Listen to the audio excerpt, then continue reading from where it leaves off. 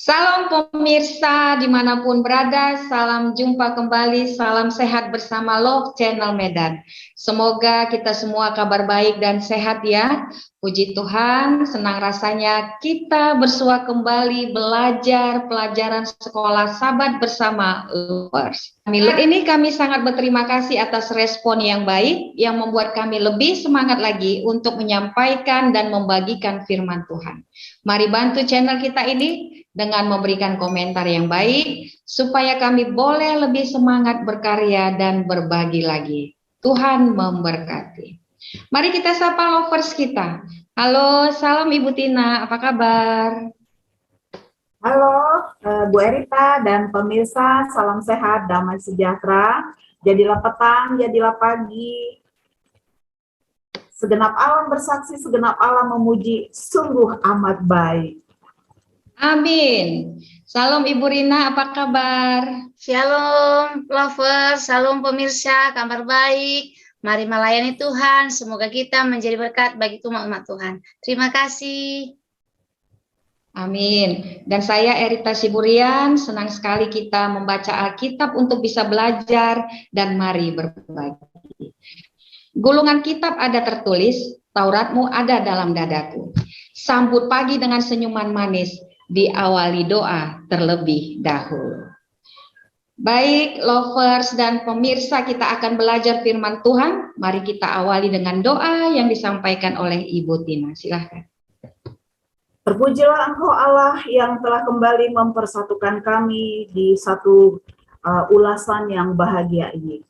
Kami mengundang Roh-Mu yang kudus untuk menerangi hati dan pikiran kami Tuhan, agar firman yang akan kami diskusikan, akan kami pelajari, semata-mata untuk kepujian nama Tuhan. Berkati pemirsa dimanapun berada, di dalam nama Yesus kami berdoa. Amin. Amin. Baik, lovers dan pemirsa, saat ini kita belajar pelajaran sekolah Sabat ke-8 Triwulan 1 tahun 2022. Judulnya, Yesus Pengantara Perjanjian Baru. Sebagai ayat inti kita pada saat ini, tertulis dalam Ibrani 8 ayat 6. Firman Tuhan, tetapi sekarang ia telah mendapat suatu pelayanan yang jauh lebih agung, karena ia menjadi pengantara dari perjanjian yang lebih mulia, yang didasarkan atas janji yang lebih tinggi. Baik lovers dan pemirsa, kita masuk kepada pelajaran. Sebagai pengantar pelajaran ini, Yesus menengahi perjanjian baru yang lebih baik antara kita dan Allah. Yesus menjalani hidup sempurna, kemudian mati menggantikan tempat kita.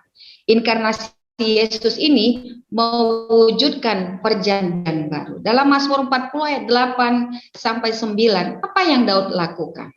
Yesus telah menyelesaikannya. Menarik sekali pelajaran ini bukan? Mari kita ikuti bersama. Baik lovers dan pemirsa, saat ini kita akan mendengarkan pelajaran dari hari ke hari yang disampaikan oleh lovers Ibu Tina dan Ibu Rina. Baik, untuk pelajaran hari Minggu kita sampaikan kepada Ibu Tina. Kami persilakan. Terima kasih Ibu Erita. Salam jumpa pemirsa, kembali kita dalam ulasan yang berjudul Perlunya Perjanjian Baru. Wah, kalau didengar oleh orang-orang yang hidup perjanjian lama, ini sepertinya ada kekecewaan. Baik, perjanjian baru ada tentu karena adanya perjanjian lama, begitu ya. Nah, pembahasan ini pemirsa yang diberkati masih seputaran keimamatan. Perjanjian baru diperlukan bukan berarti bahwa Tuhan tidak adil kepada bangsa Israel. Ya, ketika Tuhan Allah memberikan perjanjian kepada mereka. Pelayanan suku Lewi di dalam keimamatan dan pelayanan bait suci, ya, pemirsa, dirancang untuk melindungi mereka yang di dalam perjanjian lama dari penyembahan berhala. Jadi pemirsa yang diberkati Tuhan, ya, upacara-upacara yang dilakukan oleh bangsa Israel untuk melindungi, karena pada perjanjian lama juga dulu banyaknya berhala-berhala, dan itu juga dilakukan dengan upacara-upacara. Nah, seperti itu gambarannya ya. Namun perjanjian Allah ini mengarahkan mereka kepada Yesus. Berarti menaruh harapan dan iman kepada anak domba Allah yang menghapus dosa dunia. Yohanes 1 ayat 29. Suku Lewi adalah orang yang berdosa. Korban hewan juga tidak dapat memberikan pembersihan yang benar dan total dari dosa. Ini semua hanya bersifat sementara dan ilustratif. Ini adalah poin yang sama yang dibuat oleh Paulus, pemirsa. Ketika dia mengatakan bahwa hukum adalah penuntun bagi kita sampai Kristus datang supaya kita dibenarkan oleh iman. Ya, sudah lebih mendekati ya. Tertulis dalam Galatia 3 ayat 24. Atau bahwa Kristus adalah kegenapan hukum Taurat itu sendiri, sehingga kebenaran diperoleh tiap-tiap orang yang percaya. Roma 10 ayat 4. Dengan kata lain, pemirsa yang diberkati, 10 perintah sebaik dan sempurna apapun tidak dapat menyediakan keselamatan. Kita membutuhkan Yesus sebagai pengganti kita. Tuhan Yesus memberkati. Terima kasih Ibu Tina. Baik, saat ini kita masuk kepada pelajaran hari Senin yang disampaikan oleh Ibu Rina. Baik pemirsa, kita sampai pada pelajaran hari Senin dengan judul baru dan diperbaharui. Menurut Yeremia, janji Allah tentang perjanjian baru sebenarnya adalah pembaharuan perjanjian yang pertama kali dibuat dengan Israel melalui Musa.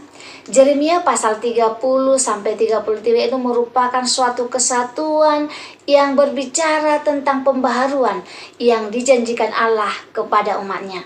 Janji pembaharuan Allah berisi pemulihan hidup secara menyeluruh sehingga umat hidup dalam perdamaian, keselamatan, dan pengharapan. Meskipun perjanjian baru adalah pembaharuan dari perjanjian lama, ada pengertian di mana ini memang baru. Tuhan berjanji untuk melakukan sesuatu hal yang baru. Kalau pada zaman dulu bangsa Israel hanya melihat melalui simbol-simbol kedatangan Mesias dan menaruh iman mereka kepada Tuhan, perjanjian itu tidak akan dipatahkan. Namun agar adil, ada banyak orang percaya di sepanjang sejarah Israel yang di dalam tujuan perjanjian itu digenapi dan memiliki hukum di dalam hati mereka. Beginilah perjanjian yang kuadakan dengan kaum Israel sesudah waktu itu. Demikianlah firman Tuhan. Aku akan menaruh Tauratku di dalam batin mereka dan menuliskannya di dalam hati mereka. Maka aku akan menjadi Allah mereka dan mereka menjadi umatku. Dan akan memenuhi tujuan perjanjian. Tuhan tidak mengubah hukumnya dan menurunkan standar. Sebaliknya, Dia mengutus anaknya sebagai jaminan dari janji perjanjian. Terima kasih. Kita akan Terima kasih, luar biasa. Baik, kita lanjut kepada pelajaran hari Selasa kepada Ibu Tina, silakan. Terima kasih kembali pemirsa dalam kebersamaan kita dengan satu judul Perjanjian Baru memiliki pengantara yang lebih baik, ya. Perjanjian baru memiliki pengantara yang lebih baik. Pemirsa yang diberkati. Wajah Musa mencerminkan kemuliaan Allah. Tertulis dalam Keluaran 34 ayat 29 sampai 35. Tetapi Yesus adalah kemuliaan Allah itu sendiri. Ibrani 1 ayat 3. Musa berbicara dengan Tuhan secara langsung, tetapi Yesus adalah firman Tuhan itu sendiri. Sudah melihat ya, betapa luar biasanya perjanjian baru. Istilah Yunani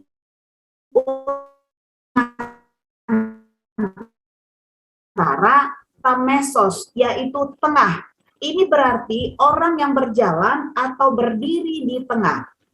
Berfungsi sebagai berikut. Yang pertama, penengah antara dua pihak atau lebih. Yang kedua, negosiator atau perantara sebuah bisnis. Yang ketiga, saksi dalam artian yang sah. Yang keempat, orang yang berdiri sebagai jaminan. Dengan demikian menjamin pelaksanaan kesepakatan.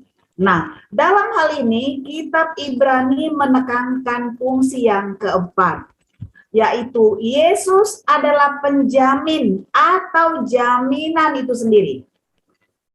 Yesus menjamin bahwa janji perjanjian akan dipenuhi, pemirsa. Yesus adalah penjamin yang menanggung sendiri semua kewajiban hukum yang telah dilanggar. Ibrani 8 ayat 1 sampai 2 menyampaikan, inti segala yang kita bicarakan itu ialah kita mempunyai imam besar yang demikian, yang duduk di sebelah kanan tahta yang maha besar di sorga, dan yang melayani ibadah di tempat kudus. Sudah ya, sudah jelas sekali bahwa upacara itu sudah gagal, dan sekarang Yesus yang memimpin ibadah itu di tempat yang kudus, yaitu sorga, dalam kemah sejati yang didirikan oleh Tuhan dan bukan oleh manusia. Jadi pemirsa, gambaran-gambaran pengantara itu sudah selesai. Yesus sekarang sudah di surga dan melayani di tempat kudus. Untuk itu, saya, lovers dan pemirsa, mari kita serahkan diri kepada Yesus. Tuhan Yesus memberkati. Amin. Amin. Luar biasa. Terima kasih Ibu Tina. Kita masuk kepada pelajaran berikutnya yang disampaikan oleh Ibu Rina. Silakan Ibu Rina. Baik Bapak Ibu, kita sampai pada pelajaran perjanjian baru memiliki janji yang lebih mulia. Mungkin kita tergoda untuk berpikir bahwa perjanjian baru memiliki janji yang lebih mulia, dalam arti memiliki pahala lebih besar daripada yang dimiliki perjanjian lama. Tetapi itu salah. Yang benar adalah bahwa Tuhan menawarkan pahala yang sama kepada orang perjanjian lama dan orang pada perjanjian baru. Perjanjian antara Tuhan dan Israel disahkan dengan darah. Darah ini ditaburkan di atas mezbah yang melambangkan Tuhan. Ketika zaman dulu orang Israel melakukan dosa dan mereka harus membawa korban kepada imam, dan sehingga dosa mereka dihapuskan. Tetapi pada perjanjian baru itu tidak perlu kita lakukan, karena Tuhan telah memberikan anaknya sendiri untuk menjadi penebus kita. Yesus telah mati di kayu salib untuk menyelamatkan kita. Sekarang bagaimana dengan kita umat-umat Tuhan? Yang pertama, sungguh mereka yang hidup di dalam janji itu akan menikmati janji itu bersama Tuhan. Tuhan memberikan kepada kita Roh Kudus untuk menguatkan kita menaati hukum-hukumnya. Terima kasih Ibu Rina. Kita semakin mendapatkan ya perjanjian baru ini. Baik, kita masuk kepada pelajaran hari Kamis. Silakan Ibu Tina. Saat ini ulasan kita berjudul Perjanjian Baru telah memecahkan masalah hati. Pemirsa yang diberkati Tuhan, saya memiliki kesaksian singkat yang sangat terekam dalam pikiran saya. Sekitar 15 tahun yang lalu, saya menjadi panitia di satu KKR sebagai penerima tamu, juga didampingi oleh ibu-ibu yang lain. Nah, di akhir KKR kami membagikan makanan ringan atau snack atau roti. Nah, pada waktu itu karena banyaknya tamu, terjadilah desak-desakan sehingga antrian pun tidak ada lagi.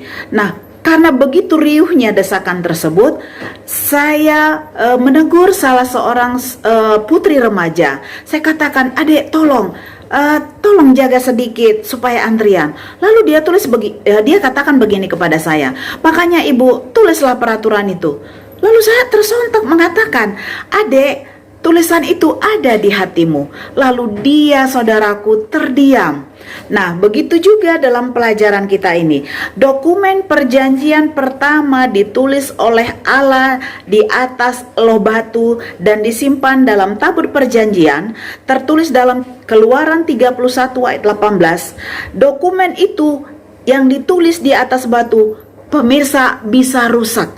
Ya, gulungan yang dialami Yeremia juga bisa dipotong dan dibakar. Tertulis dalam Yeremia 36 ayat 23. Tetapi Tuhan sekarang akan memulihkan hukumnya di hati orang-orang.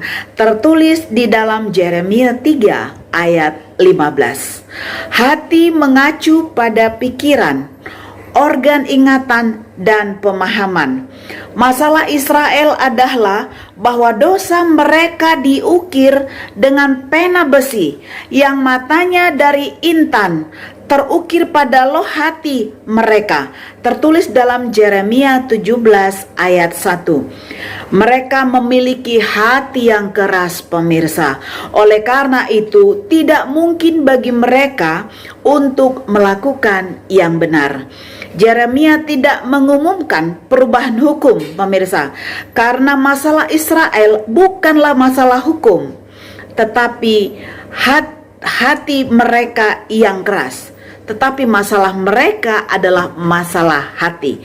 10 perintah adalah pendahuluan sejarah mengungkapkan kasih dan perhatian Tuhan. Hal yang sama hari ini pemirsa, kasih dan perkataan Yesus oleh mati bagi kita adalah pendahuluan perjanjian baru. Seperti yang disampaikan tadi Ibu Erita, inkarnasi, ya, kematian Yesus dan naik ke surga, itulah permulaan perjanjian baru. Jadi kepatuhan sejati datang dari hati sebagai ungkapan kasih. Inilah tanda kehadiran kudus yang percaya. Tuhan Yesus. Amin. Luar biasa. Kita sudah mendengarkan pelajaran dari hari ke hari. Terima kasih kepada lovers. Dan baik lovers dan pemirsa, kita sudah mendengarkan penjelasan baru ini. Hadir bukan hanya seorang mediator, negosiator atau saksi, tetapi seorang penjamin yang menjamin bahwa janji-janji perjanjian itu akan dipenuhi. Akhirnya, dalam perjanjian baru ini, hukum akan diinternalisasi dalam diri manusia dengan tulisan Tuhan di mereka. Kasih Allah yang dalam ini tidak dapat tinggal di hati orang yang tidak menyadari dosa-dosanya sendiri. Semakin dekat kita datang kepada Yesus, semakin jelas kita memandang kesalahan kita. Jika hati kita dibarui di dalam citra Allah, jika kasih ilahi tertanam di dalam jiwa, menurut citra Halik yang menciptakannya, maka perjanjian baru itu pun dipenuhi. Baik lovers dan pemirsa dimanapun berada, puji Tuhan, terima kasih kita sudah mendengarkan firman Tuhan ini dengan baik. Semoga firman yang lovers sampaikan boleh bermanfaat dalam kehidupan lagi menyongsong kedatangan Yesus yang kedua. Baik, kita akan tutup pertemuan kita ini. Kita tutup dengan doa yang disampaikan oleh Ibu Rina. Untuk mengakhiri pelajaran sekolah sahabat kita pada saat ini, kita sama-sama berdoa. Bapa yang baik yang bertahta dalam kerjaan surga, kami mengucap syukur Tuhan buat kesempatan yang baik bagi kami pada saat ini. Kami telah menyampaikan pelajaran sekolah sahabat. Kami telah mendengarkan pelajaran yang begitu indah, di mana Tuhan sebagai perantara kami kepada Bapa di surga. Terima kasih Bapa di surga telah memberikan anak-Mu yang tunggal bagi kami, sehingga kami boleh memperoleh keselamatan yang daripadamu. Mampukan kami Tuhan untuk selalu setia dan percaya kepada janji-janji-Mu. Berkati kami dalam menjalankan kehidupan kami. Mohon ampun Tuhan dosa pelanggan kami, karena kami berdoa dalam nama Yesus yang menebus kami dalam dosa. Amin. Terima kasih lovers dan pemirsa dimanapun berada. Kita bertemu kembali di pelajaran berikutnya. Salam sehat, sampai berjumpa kembali. Salam. Shalom. Lalu